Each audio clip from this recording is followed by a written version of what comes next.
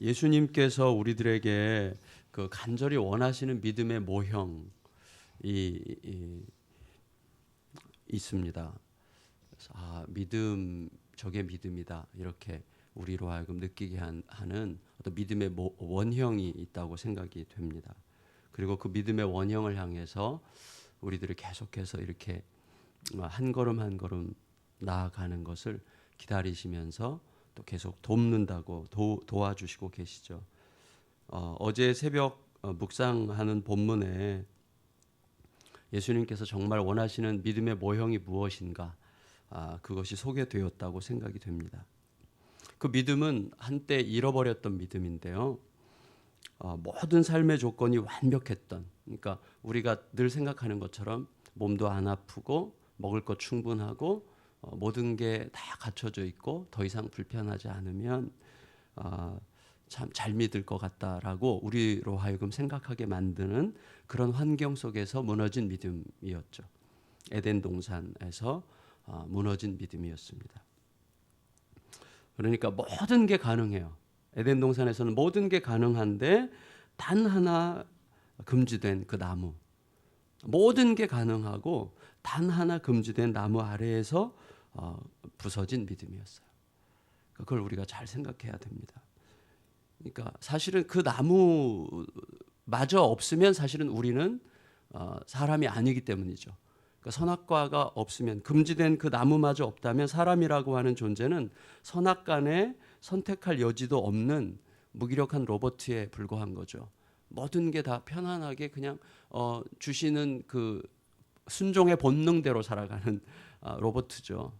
이 사람을 하나님이 지으실 때 선악간에 스스로 분별하여 판단할 수 있도록 그 능력을 주신 거잖아요. 그걸 우리가 자유의지라 부르는데 그걸 주셨기 때문에 그 선악과 그 금지된 나무조차도 우리를 정말 하나님의 형상으로 빚어진 선과 악 사이에서 자유의지로 선택할 수 있는 온전한 존재로 세우시기 위한 단 하나의 금지 사항이었죠. 그런데 바로 그 단 하나의 금지된 나무 선악과 아래에서 그 믿음이 완전히 무너져 내렸어요. 저는 이렇게 정리를 해봤어요. 불순종이 불가능한 상황에서 이루어진 불순종. 그러니까 불순종하는 게 불가능해요. 모든 거를 다 주셨기 때문에. 근데 불순종이 불가능한 상황에서 이루어진 불순종이 바로 그 무너진 믿음이었던 거죠. 그리고 그 불순종이 하늘과 땅 사이를 막았죠. 그러고 보면 믿음이라고 하는 것은요, 결코 아름답고 완벽한 삶의 조건이 보장해 주는 게 절대 아니에요. 모든 게 가능하고 모든 게 내 편안한 내가 원하는 방식대로 모든 게 잘 정리되어 있다고 해서 믿음이 보장되는 게 아니에요. 모든 완벽한 삶의 조건에서도 무너져 내리는 게 믿음이죠. 반면에 어제 본문에서는 어제 본문에도 나무 하나가 등장했잖아요. 그것은 모든 것이 허용되는 완벽한 삶의 조건 중에 금지된 단 하나의 제한으로서의 나무가 아니라 그 어떤 것도 허용되지 않는 오직 그 고통의 길뿐인 극단적인 고통의 나무였어요. 피할 수 없는 고통의 나무. 그런데 세상 모든 고통의 가장 극단적인 형태를 보여주는 그 십자가 나무 위에서 에덴에서 무너져 내렸던 그 믿음이 다시 세워지고 있었어요. 그게 뭐냐면 나를 지금 하나님이 버리고 계시잖아요. 나를 어찌 버리십니까? 나를 버리시는 분을 향해 나를 어둠 속에 내팽겨치고 있는 분을 향해 아버지라고 부르면서 그에게 내 영혼을 부탁하는 이해할 수 없는 절대적 신뢰를 통해서 예수님은 무너져 내렸던 믿음을 다시 일으키고 계시는 거죠. 그러니까 나를 버리는 분에게 내 영혼을 부탁하는. 우리의 삶을 생각해 보세요. 누가 나를 버리는데 그에게 내 영혼을 부탁한다는 것이 있을 수 있습니까?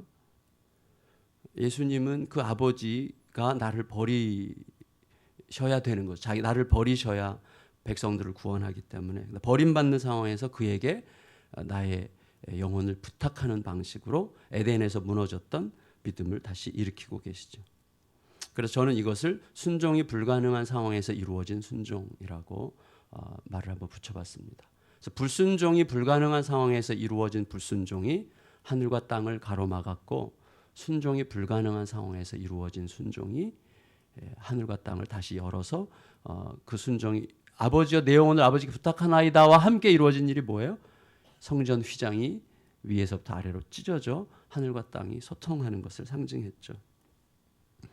그래서 나를 버리는 자에게 내 영혼을 의탁하는 이해할 수 없는 절대적 신뢰를 통해서만 그 믿음은 세워지고, 그 믿음이 세워질 때 우리는 하늘과 땅을 가로막고 있던 휘장이 찢어짐으로 하늘과 땅이 다시 만나는 소통하는 영광을 보게 되는 거죠. 그래서 저도 느끼게 되는 것 같아요. 아주 조각같이라도 느끼게 되는 게, 내 속에서 이해할 수 없고 정말 아무리 생각해도 논리적으로나 현실적으로나 도대체 이해할 수 없지만, 아니다, 그냥 내가 삼키고 가야 되는 거다, 내가 덮고 가야 되는 거다, 내가 그냥 끌어안고 가야 되는 거다, 이렇게 생각하니까 하고 나면 하나님께서 이렇게 열어주시는 거, 오히려 하나님이 열어주신다기보다도 내 편에서 막혔던 어떤 것이 열리는, 그래서 하나님을 향해서 더 깊이 나아가게 되는 길이 열리는 것을 보는 경험들이 종종 있는 것 같습니다. 우리는 사실 예수님의 입장에서 좀 생각해 보면, 우리는 조금만 섭섭해도 우리 마음에 즉각 들어오는 게 뭐예요? 그래, 나 빠질 테니까 니네들끼리 잘해봐, 이런 마음이 우리 즉시 들어오잖아요. 누가 나를 버리는데 그에게 내 영혼을 어떻게 의탁합니까?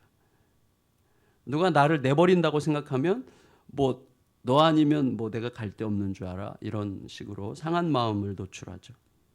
제 마음이에요, 제 마음. 정 갈 데가 없으면 어떻게 합니까? 우리는 죽어버리죠, 자기가 스스로. 굉장한 신적 권세죠. 생명을 없애버리는 게 굉장한 신적 권세를 행사하는 거예요, 끝까지. 그게 참 무섭죠. 물론 질병으로 인해서 어쩔 수 없이 그렇게 몰려가는 분들 이해합니다. 근데 어쨌거나 믿음의 문제예요. 예수님께서 회복하기를 원하시는 그 믿음의 원형, 믿음은 나를 버리는 이를 향해 내 영혼을 부탁할 수 있는 거라는 사실을 예수님이 보여주고 계세요. 예수님은, 그리고 그 믿음만이 승리를 해요. 그렇지 않으면 우리가 내가 숨 쉴 수 있고 내가 편안할 수 있는 삶의 조건들을 만들어서 그 안에서 이제 숨을 쉴 수 있겠어, 이제 편안해, 이래야 사는 거지 라고 생각하지만, 그 삶은 영원토록 살게 될 거예요. 이것과 비교할 수 없는 조건을 살게 될 거예요. 이 땅에서는 어떤 불편함이 주는 무엇이 있는 것 같아요, 비밀이. 하나님은 왜 우리들의 삶에 이렇게 없어도 좋을 선악과 같은 따위를 만드셔가지고 왜 우리 인생을 이렇게 불편하게 하시고 피곤하게 하시는가라는 생각을 하게 되는 거예요. 근데 그런 게 하나도 없는 조건은 영원토록 누릴 건데, 이 땅에서만 배울 수 있는 거, 그 한계 속에서만 배울 수 있는 거, 그 불편함 속에서만 배울 수 있는 거, 그 고통 속에서만 배울 수 있는 게 있기 때문에 저는 오늘 새벽에 와서 이런 생각을 해봤어요. 왜 하나님은 온 세상에 그렇게 지독한 독재자들을 이렇게 좀 이렇게 빼가지고 좀 좋은 사람 이렇게 세워놓지, 왜 그거 안 하실까, 이런 생각했어요. 때로는 또 하시는 것 같거든요. 열왕기서 이제 열왕기 하를 저희가 이제 다음 주부터 열왕기 하를 시작할, 열왕기 상 끝날 때 하를 들어갈 거라고 약속했기 때문에 열왕기 하를 하려고 그러는데, 그 많은 왕들 중에서 어떤 왕들은 하나님께서 이렇게 제거하시는 것 같은데, 그렇게 악한 왕들도 막 50년 동안 내버려 두는 경우도 있거든요. 도대체 뭘까? 사실 그 부분이 이제 깊은 고민 중에 하나예요. 뭔가가 있어요, 거기 뭔가가 있는데, 어쨌거나 예수님은 결국 우리 모두를 그 믿음의 자리까지 끌고 가고 싶어 하시는 것 같아요. 그렇지만 그 자리에 가기까지 여전히 우리들에게 얼마나 많은 두려움과 얼마나 많은 의심과 얼마나 많은 불안이 존재하는가 하는 것을 예수님이 모르시겠어요? 저는 예수님이 충분히 아신다고 생각합니다. 왜냐하면 예수님 자신이 십자가를 코앞에 두고 의심했잖아요. 십자가를 코앞에 두고 도대체 이 잔을, 이 불의 잔, 이 심판의 잔을 내게서 좀 옮겨서 나 이거 마시고 싶지 않습니다. 막 이렇게 한탄하시고 비탄해하시고 고통하시고 심히 고민해서 내가 지금 죽게 생겼다, 이렇게 말씀하실 정도였기 때문에 예수님이 우리들을 충분히 이해하신다고 생각이 돼요. 오히려 두려움과 의심과 불안이 우리들의 연약한 인간들의 존재 방식이죠. 우리들의 존재 자체가 불안한 거 아닙니까? 불안을 없애려고 애쓸 필요가 없어요. 왜냐하면 우리 존재 자체가 불안하거든요. 그러니까 사실은 우리는 당황할 만한 일 앞에서 내가 왜 이렇게 당황할까 생각할 필요가 없어요. 불안해할 만한 일 앞에서 내가 불안해하는 걸 막 힘들어할 필요가 없어요. 당황할 만한 일 앞에서는 당황하는 게 우리고 불안해할 만한 일 앞에서는 불안해하는 게 우리예요. 그렇지만 그 당황함과 불안함과 두려움과 의심과 이 모든 상황 속에서도 결국 우리들이 저 멀리 희미하게 보이는 빛을 향해서 이렇게 나아가야 되는데, 그 빛은 뭐냐면 십자가 위에서 자기를 버리는 아버지를 향해서 내 영혼을 맡깁니다라고 말할 수 있는 그 믿음의 비밀이 있는 거예요. 거기에. 그 과정을 통해서만 내가 이기는 게 있는 거예요. 그 승리가 있는 거예요. 승리가. 근데 우리는 그 과정까지 절대 못 가죠. 내가 미쳤지 그 길을 가. 내가 죽으면 죽었지. 나를 버리는 자에게 내 영혼을 부탁하는 따위의 일은 하지 않을 거야. 라고 생각하는 거죠, 우리들은. 저 얘기를 지금 막 하고 있는 거죠. 그렇지만 정말 우리 모두가 하나님 앞에서 깊이 헤아려야 되는 부분이라고 생각이 됩니다. 하나님은요, 우리가 자연스럽고 솔직하기를 원하실 것 같아요. 아닌 척하면서 막 꾸미고 하지 말고, 불안하면 불안해야죠. 당황할 만한 앞에서는 당황하고 두려워하고 의심하는 모습이 저는 좋은 것 같아요. 그래서 믿음의 긴 여정은 하나님의 기다림의 과정이라고 생각합니다. 예수님은 끝까지 기다리시죠. 예수님은 계속 기다리세요. 저는요, 오늘 우리가 읽었던 이 본문도 예수님의 기다림이라는 관점으로 묵상이 됐어요. 예수님은 왜, 내일 본문에도 그게 나오는데, 예수님은 왜 부활하시자마자 제자들에게 즉각 안 가셨을까? 저는 그게 계속 지금 질문되고 있거든요. 왜 즉각 제자들에게 안 보여주셨을까? 뭔가 기다리고 계시는 것 같아요. 예수님의 기다리심. 그래서 우리를 기다려주세요. 우리가 연약함 속에 좀 더 익어가도록, 무기력함 속에 좀 더 익어가도록, 불편함 속에 좀 더 익어가도록, 그 불편함 속에서 익어가는 뭔가가 있거든요. 무언가를 새롭게 출발해야 하는 안식 후 첫날이 여전한 슬픔과 혼돈과 불안과 당황의 시간이었던 그 여자들이 이제 오늘 본문에 등장하죠. 이들은 여전히 그렇게 불안해하고 힘들어했는데 그 이유가 있어요. 이유가 뭐죠? 우리가 알듯이 부활하신 예수님을 아직 만나지 못했기 때문이죠. 그러니까 우리들의 삶의 정체성을 하나님이 보시면 이런 거예요. 하나님 막 불안해하고 당황해하고 막 의심하고 막 어쩔 줄 모르고 막 벅달벅달 할 때, 예수님 하나님 보실 때는 이 천사들의 말인데 어찌하여 산 자를 죽은 자 가운데서 찾느냐는 거죠. 그러니까 산 자를 죽은 자 가운데서 찾으니까 불안한 거죠. 왜냐하면 사실은 하나님의 현실은 예수께서 사신 건데 우리들의 현실은 아직 죽으신 거죠. 죽으셨기 때문에 하나님 나라 운동도 끝났고 내 인생의 모든 소망과 희망도 끝났기 때문에 내 현실 속에 있기 때문에 하나님의 현실이 아직 모르는 거죠. 그러니까 부활하신 예수님을 아직 만나지 못했기 때문에 불안해하고 힘들어하고 당황하고 의심하는데 그걸 아시는 거죠, 예수님이. 그러니까 우리들은 내가 경험한 현실, 지금 내가 보고 있는 현실이 사실은 하나님의 현실과 다르다는 사실을 모르고 있기 때문에, 우리 삶에서 정확하게 전 그런 것 같아요. 우리는 슬퍼할 만한 현실이기 때문에 슬퍼해요. 불안해할 만한 현실이기 때문에 불안해하고, 의심할 만한 현실이기 때문에 의심해하고, 당황할 만하고 힘들어할 만한 상황이기 때문에 당황하고 힘들어하지만 사실은 그 현실이 사실은 정반대 이야기인지도 몰라요. 우리는 예수께서 죽으셔서 슬프고 힘들지만 예수님은 살아나셨고, 예수님의 하나님의 나라 운동이 끝났다는 생각 때문에 당황스럽고 두렵지만 사실은 하나님 나라 운동은 이제 시작된 거죠. 이 둘 사이에 끼어 있어. 이 둘 사이에 항상 이 둘 사이에 끼어서 살아가는 우리들이죠. 그런데 예수님께서는 그 여인들을 여전히 기다려주시는 동안에 이들이 자기 현실과 하나님의 현실 사이에서 끼어 있는 상황에서, 이 상황에서 하나님의 현실로 한 걸음을 내딛게 하는 포인트가 있는 거죠. 우리가 항상 불신에 빠져 있는 자들은 안 해요. 믿기 때문에 의심하는 거죠. 믿는데 아닌 것 같으니까 의심하는 거 아니에요? 주님을 온전히 신뢰하고 싶은데 이게 놔주지 않으니까 힘든 거죠. 마음은 가 있어요, 주님께. 정말 다 마음이, 주님을 모르시겠어요. 마음 다 가 있어요, 주님께. 근데 이게 안 움직여 주는 거죠. 그래서 내 현실과 하나님 현실 사이에서 존재하는 사람들의 특징이 의심, 두려움, 불안, 당황이죠. 그렇지 않으면 이 욕심은 내 현실에 그냥 갇혀가지고 살면 배부르게 편안하게 만족스럽게 살다가 이제 가시면 되는 거죠. 부자와 나사로의 부자처럼 가시면 되는 거거든요. 근데 그렇지 않아요. 그 의심과 근심과 불안과 공포와 힘겨움과 이런 것들이 느껴지는 이유는 내 현실과 하나님 현실 두 가지 다를 내 속에서 담고 힘들어하는 거죠. 이게 뭘까? 약속을 하셨는데 이게 뭘까? 근데 이 두 현실에서 당황하고 힘들어할 때 우리를 딱 발을 떼어서 하나님 현실 안으로 뛰어 들어가게 하는 게 뭐죠? 말씀이죠. 그게 말씀이더라고요. 그게 6절 7절 읽겠습니다. 6절 7절 시작. 여기 계시지 않고 살아나셨느니라. 갈릴리에 계실 때에 너희에게 어떻게 말씀하셨는지를 기억하라. 이르시기를 인자가 죄인의 손에 넘겨져 십자가에 못 박히고 제3일에 다시 살아나야 하리라 하셨느니라 한데. 이미 주신 말씀이에요. 놀랍게도. 근데 놀랍게도 이미 주신 말씀이에요. 여러분 보세요. 우리가 절대절명의 고난 같은 힘든 상황 속에 막 이렇게 허우적거리고 있을 때 어느 날 말씀이 이렇게 펼쳤는데 그 말씀이 내 속에 확 들어와서 나를 잡으면요. 하나님 현실 속으로 들어와서 그래. 이 땅에서 나는 죽으러 왔는데 살아있는 동안에 내 인생에 사랑만 남기며 살자. 내 목숨을 건 사랑만 남기며 살자. 그게 내 유일한 목표가 되면 좋겠다. 는 마음을 그냥 말씀이 확 나를 사로잡는 순간 딱 뛰어넘는 거죠. 딱 뛰어넘어서 하나님의 현실 안으로 쑥 들어가게 하는 거죠. 그래서 이 말씀이 들어오는 거예요. 이 여인들 속에 지금 들어오는 중이에요. 이 말씀이 들어오는 중이에요.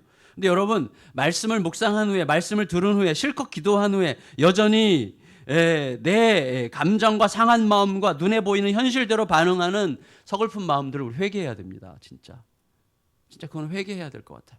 실컷 말씀하셨고 실컷 알려주셨고 실컷 듣게 하셨는데도 딱 돌아서면서 결국은 내 상한 마음대로만 살아가는 것은 정말 안타까운 거죠. 그렇다고 하나님께서 우리의 눈알을 뽑든지 이빨을 뽑든지 하진 않으시죠. 기다려주세요. 계속 기다려주세요. 언제? 말씀이 내 안으로 쑥 들어올 때까지 기다려주시죠. 그래서 여인들이 그 말씀이 들어와서 이제 말씀이 기억났어요. 기억났더니 어떻게 됐어요? 전에 말씀드렸죠. 주일날 설교 때 예수님의 증인이 되는 거죠. 증인은 뭐예요? 목숨 걸고 뛰어들어 홍보하는 거죠. 그러니까 내 안에서 이게 내 현실이 되지 않으면 홍보는 안 되는 거죠. 정말 제일 성공하는 사람들은 누구야? 내가 써보고 잘된 사람이 제일 성공적인 홍보자 아니면 써봤는데 이거 내가 효과가 있는 거야. 그런 사람은 믿어지. 눈빛이 다르거든. 눈빛이. 이거 내가 써봤어. 써봤는데 다른 거죠. 증인은 그런 거죠. 그러니까 목숨을 거는 거죠. 말씀드렸죠. 증인이라는 말과 그다음에 순교자라는 말이 같은 말이라고. 증인은 목숨을 거는 거예요. 너무 확실하니까. 근데 이 여인들이 갑자기 증인이 됐어요. 제자들에게 가서 예수님의 부활 사실을 증거하는 증인이 됐어요. 어떻게? 말씀을 기억하고. 8절에 그들이 예수의 말씀을 기억하고 9절에 증인이 되니라 이렇게 되어 있는 거죠. 말씀을 정리할게요. 여러분. 불안과 당황과 두려움과 근심의 현실에서 갑자기 확신과 소망의 현실로 들어가게 된 거죠. 이런 어떤 놀랍게도 이런 변화는 예수님의 말씀을 제대로 기억해내는 또 예수님의 말씀이 이거야 내 가슴에 들어오는 단 한순간에 이루어지는 거죠. 놀라워요.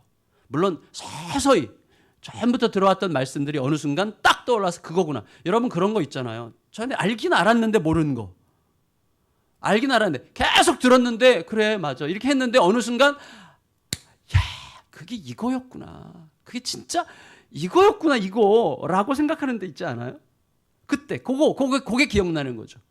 말씀을 기억났을 때 그게 내 말씀이 될 때 그게 예수님이 그래서 죽으라고 하신 거구나. 예수님이 그래서 그 자리로 가라고 하신 거구나. 그래서 예수님이 그랬구나. 그래서 그때 깨닫는데 그때는 언제 깨닫는 거예요? 제가 요새 거듭거듭 말씀드리는 게 머물러 있어야 깨닫는 거예요. 우리는요 자꾸 도망쳐. 머물러 있을 때 말씀 앞에 계속 머물러 있고 주님께서 특별히 말씀하기 전까지는 머물러 있으면서 계속 여쭤볼 때 이거군요. 이렇게 깨달아지는 거죠. 성경을 읽으면 저는 말씀이 저에게 주는 가장 위대한 선물은 이거 같아요. 성경을 항상 이렇게 말했어요. 결론이 저에게 너는 가장 아름답게 사랑할 뿐 아니라 영원토록 죽지 않을 유일한 아버지를 가졌어. 저는요 사실 제가 지난 월요일부터 저희 어머니랑 평생 제가 원하는 것 중에 하나가 어머니랑 단둘이 하는 여행이었거든요. 그래서 어머니와 단둘이 여행을 했어요. 3일 동안. 그러면서 어머니의 어린 시절 이야기를 다 들었어요. 저희 아버지가 자라왔던 이야기를 다 들었어요. 아버지의 그 힘들었던 시간들을 그냥 2박 3일 동안 내 들었어요. 일부러 사실 그걸 듣고 싶었어요. 그리고 나서 제가 굉장히 놀랄 만한 일들을 굉장히 많이 알게 돼서 이거 한 번쯤 해야 되겠다. 전부 다 어머님들이 얘기하지 않고 지나신 이야기들이 너무 많은데 정말 기가 막힌 이야기들이 많은 거예요. 그중에 제일 행복했던 것은 저는 제가 첫 번째 이단 출신으로서 첫 번째 신앙인인 줄 알았는데 그게 아니라 제가 4대더라고요. 4대. 그걸 제가 이제 알았어요. 제 아버지의 외할아버지 때부터 이렇게 아주 그 외할아버지가 굉장히 신실하신 분이었다고 그러는데 뭐 그건 그렇게 중요한 건 아닐 거예요. 근데 중요한 건 뭐냐면 저는 제가 평생 아버지에 대한 컴플렉스가 있거든요. 나는 좋은 아버지가 되기 어려울 거야. 왜냐하면 좋은 아버지를 경험해보지 못했으니까. 항상 이거였거든요. 나는 좋은 아버지를 경험해보지 못해서 우리 딸아이들한테 막 화내고 막 다혈질로 막 뭐라 그러고 나서는 돌아서서 그렇게 힘든 거예요. 그래, 너가 좋은 아버지를 경험하지 못해서 그런 거야. 그러니까 이런 자책감이 늘 드는 거죠. 근데 하나님의 말씀이 저에게 준 가장 위대한 선물은 너에게 가장 아름답게 사랑할 줄 알고 가장 위대한 사랑을 가르쳐주고 영원토록 너를 떠나지 않을 아버지가 계시다. 이거예요. 너는 그 아버지를 가졌어. 너는 너를 참으로 제대로 죽일 수 있는 유일한 병인 죄를 해결해 준 아버지를 소유한 자야. 그러니 너는 결코 가난하지 않다. 제 마음속에 강렬한 게 뭐냐면 이거예요. 너 1,000원 한 장 가지고 벌벌 떠는 억만장자의 모순에 빠지지 말아라. 이거예요. 억만장자가 1,000원 한 장 가지고 막 벌벌 떨는 게 얼마나 추합니까? 영원한 아버지를 가진 우리가 사랑 요만큼 주는 거 그렇게 인색해하고 요만큼 내 마음 주는 거 그렇게 힘들어하고 그렇단 말이죠.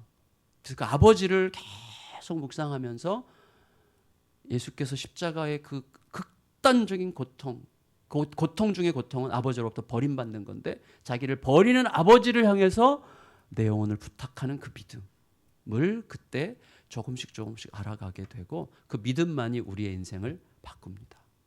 그 믿음만이 저는 우리의 인생을 예수께서 원하시는 자리로 이끌어 갈 거라고 생각이 됩니다.